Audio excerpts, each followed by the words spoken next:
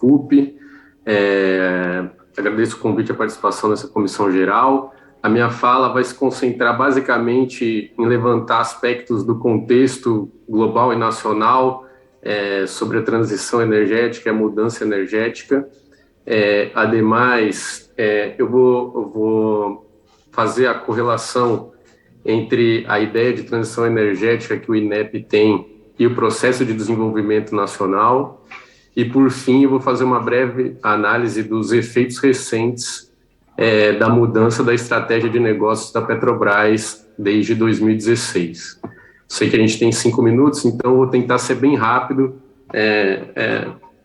para tentar falar nesse tempo. Bom,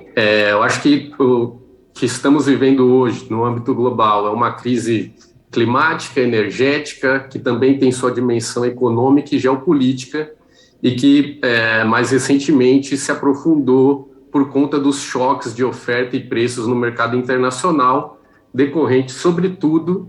da desorganização do mercado internacional de insumos energéticos, em especial o petróleo, provocados tanto pelos efeitos da pandemia quanto dos recentes conflitos geopolíticos que emergiram no cenário internacional. Ademais, eu acho que há ainda forte dependência da matriz energética global do petróleo, que hoje representa em torno de 31% da matriz energética global, e também do gás natural, que representa 23%, são fatores que colocam na agenda e com urgência na agenda global o debate sobre transição energética, mudança climática e projetos de desenvolvimento para lidar com essas transições que estão acontecendo, né? E para isso é necessário, acho que como ponto central no âmbito internacional, a construção de governanças internacionais políticas para se construir acordos e processos de transição energética.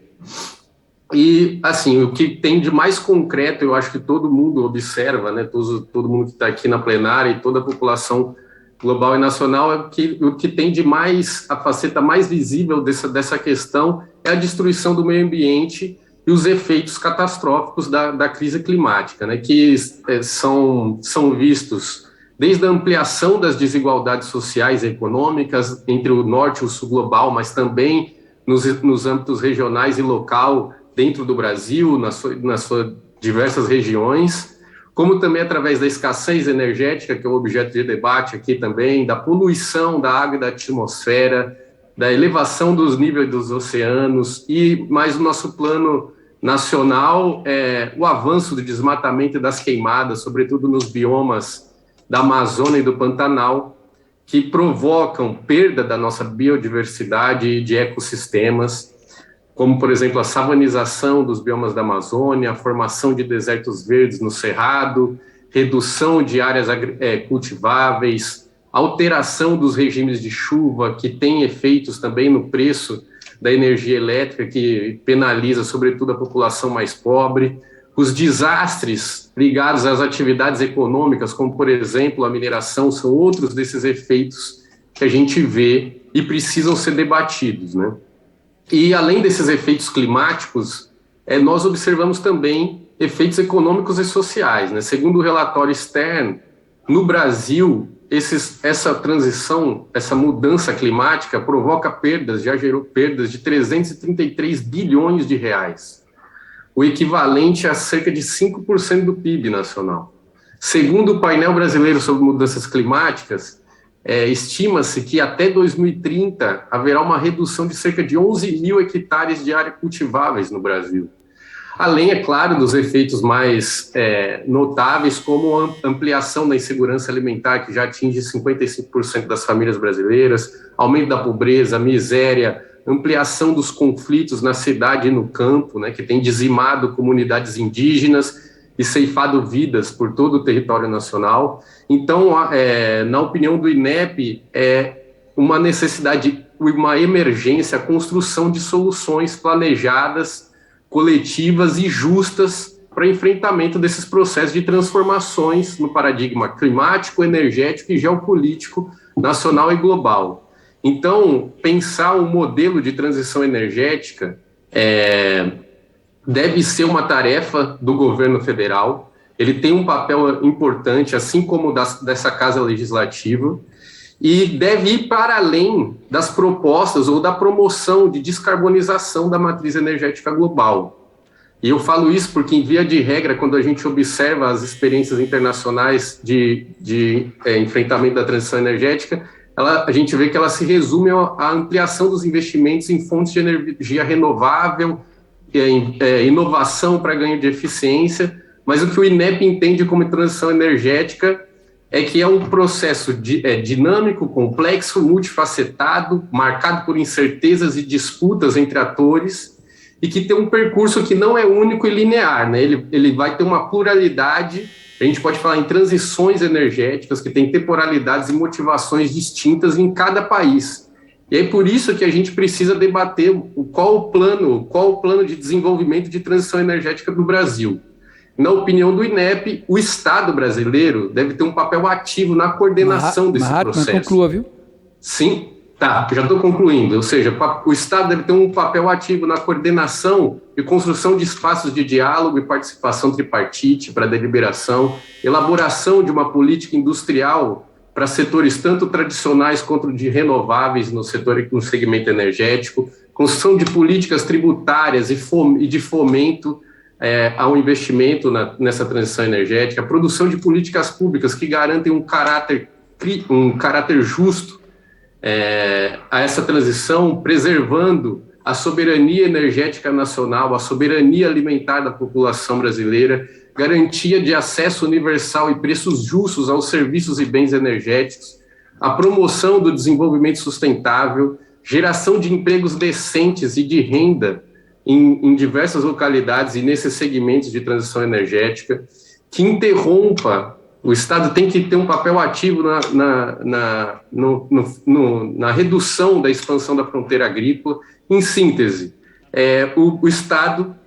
tem um papel essencial para a mudança, tanto do padrão de acumulação do capital no Brasil, que seja mais sustentável, quanto na mudança do padrão de consumo da população brasileira, que também é um outro fator importante para a gente enfrentar esse problema. E o que a gente observa hoje, na verdade, é uma política de desmonte do caráter integrado do sistema energético nacional, através, por exemplo, das vendas de ativos, que já ocorre na Petrobras, e agora a gente está vendo esse debate sobre a privatização, tanto da Eletrobras quanto da Petrobras, o que significa, em síntese, que o Estado brasileiro está abrindo mão, em benefício de interesses do capital privado nacional e internacional, da prerrogativa de ser um ator ativo no planejamento, formulação e implementação de uma política energética soberana, o que coloca em risco tanto o acesso universal à energia, quanto a construção de mercados de energia mais justos e que evite a criação de monopólios regionais. E aí, só para encerrar, eu já sei que eu estourei o tempo, só botando aqui rapidamente, caracterizando o caso da Petrobras, que é com quem o INEP acompanha mais detidamente, né? O que a gente observa desde 2016 é uma mudança na estratégia de negócio da Petrobras, que transforma a Petrobras de uma empresa nacional e verticalizada para uma empresa com foco restrito ao pré-sal e voltada para a exportação, ou seja, uma estratégia cujos 3 pilares são uma política de desinvestimento de ativos, geração de valor para seus acionistas e uma política de preços com paridade de importação que penaliza os consumidores no mercado brasileiro, sejam os grandes consumidores, sejam os consumidores no varejo, a população em geral, né? Então, só para vocês terem uma ideia, trazendo alguns dados, essa política de desinvestimento da Petrobras, que teve início ali na virada de 2015, 2016, já iniciou 120 processos de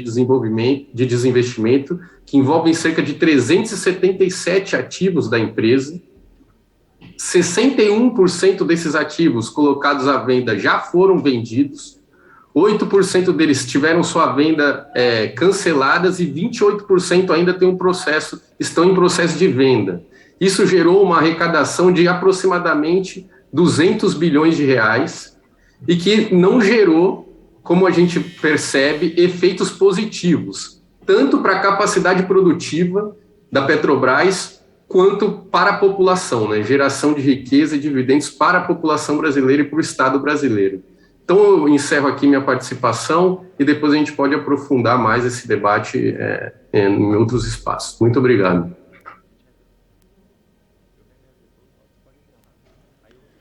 Vamos ouvir aqui agora. Eu queria ouvir Zé Medeiros, mas ele já está aqui. Já. Vamos ouvir aqui o deputado José Medeiros, falando pelo governo, pelo tempo de 5 minutos.